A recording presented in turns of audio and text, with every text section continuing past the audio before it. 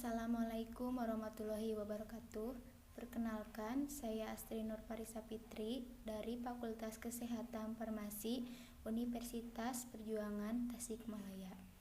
Dalam video ini, saya akan menjelaskan tentang kation kobal atau CO2+ dan anion fluor atau F-. Video ini untuk memenuhi salah satu tugas ujian praktikum kimia analisis kualitatif.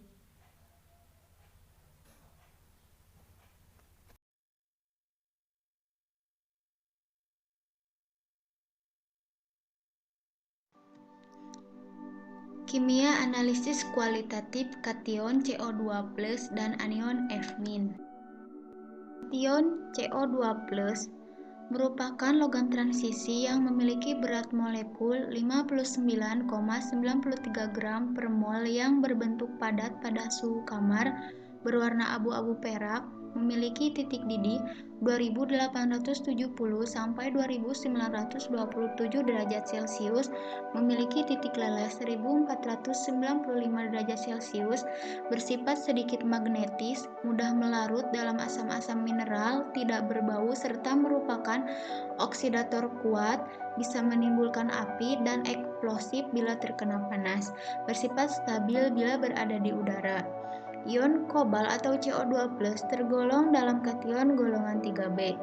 Kation-kation golongan 3B atau golongan C atau juga golongan logam diendapkan sebagai garam sulfidanya dengan mengalirkan gas H2S dalam larutan analit yang suasananya basah atau dengan larutan buffer NH4Cl ditambah NH4OH. Salah satunya yaitu adalah kation kobal 2. Diketahui bahwa kobal 2 dan kobal 3 dalam berbagai senyawa hanya kobal 2 yang terhidrat dengan stabil di dalam suatu larutan. Adanya ligan pengompleks akan menyebabkan oksidasi CO2+ menjadi CO3+ dalam bentuk kompleksnya. Pengujian pada kation CO2+ diambil dari salah satu jurnal yang berjudul Studi Kopresipitasi Kobal menggunakan kopresipitan AlOH3 secara spektrofotometri serapan atom atau SSA. Prosedur penentuan pH optimum kopresipitan kobal.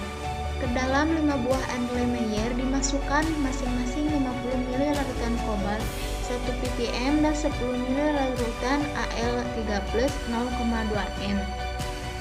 Masing-masing larutan ditambahkan larutan NaOH2m dengan variasi pH 6, 7, 8, 9, dan pH 10. Kemudian larutan dimasukkan ke dalam tabung sentrifuge dan disentrifuge dengan kecepatan 1000 rpm selama 10 menit.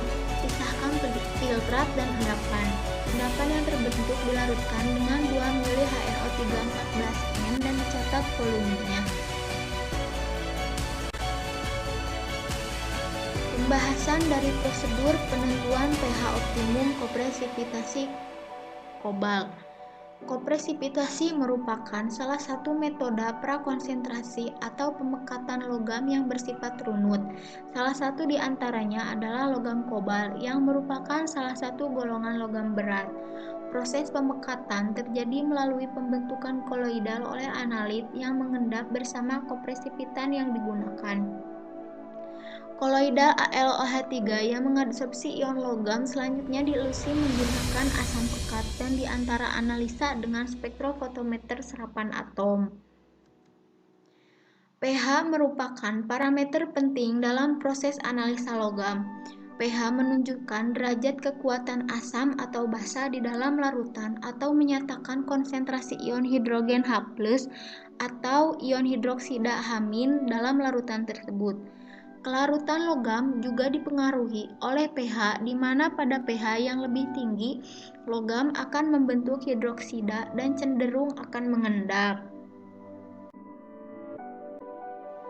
Kesimpulan dari prosedur penentuan pH optimum kopresipitan kobal yaitu kondisi optimum kopresipitasi kobal 2 menggunakan kopresipitan AlOH3 Secara spektrofotometri serapan atom terjadi pada pH kopresipitan pH 8 dan volume kopresipitan Al3+ 0,2 m yaitu 12 mili.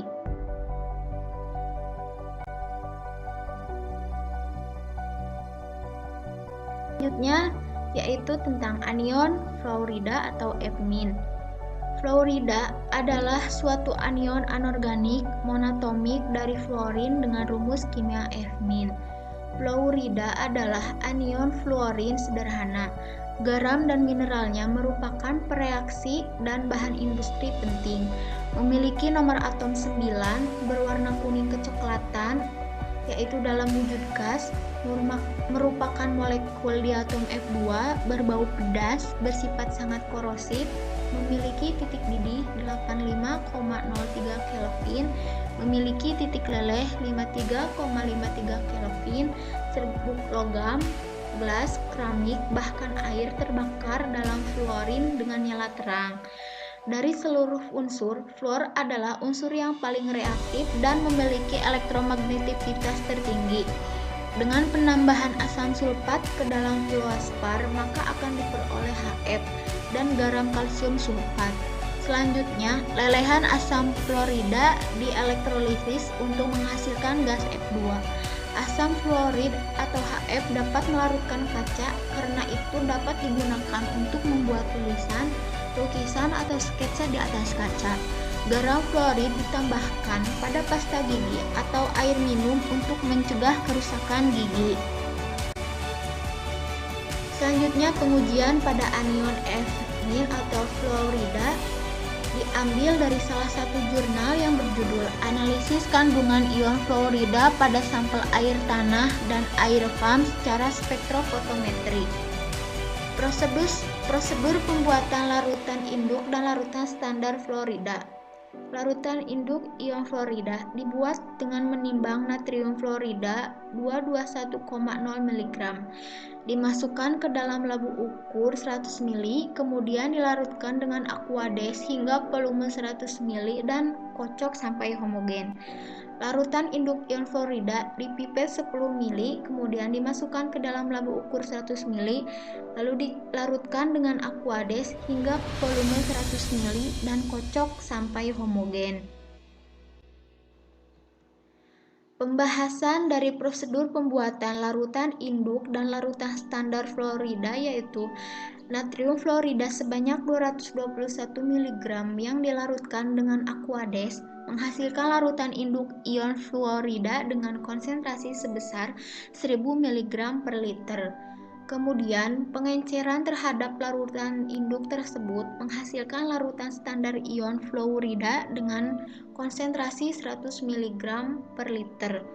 Larutan tersebut selanjutnya digunakan untuk membuat larutan dengan konsentrasi yang diinginkan pada tahap berikutnya.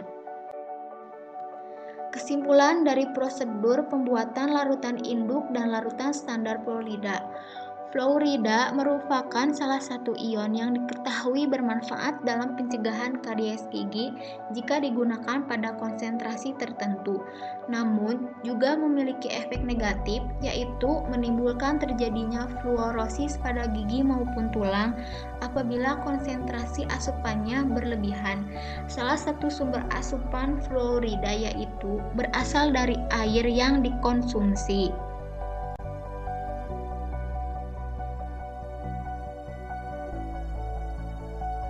Plus dan Fmin. Dari saya, mohon maaf bila ada kesalahan dan penyampaian tutur kata yang salah. Semoga bermanfaat. Wabillahi taufiq wal hidayah. Wassalamualaikum warahmatullahi wabarakatuh.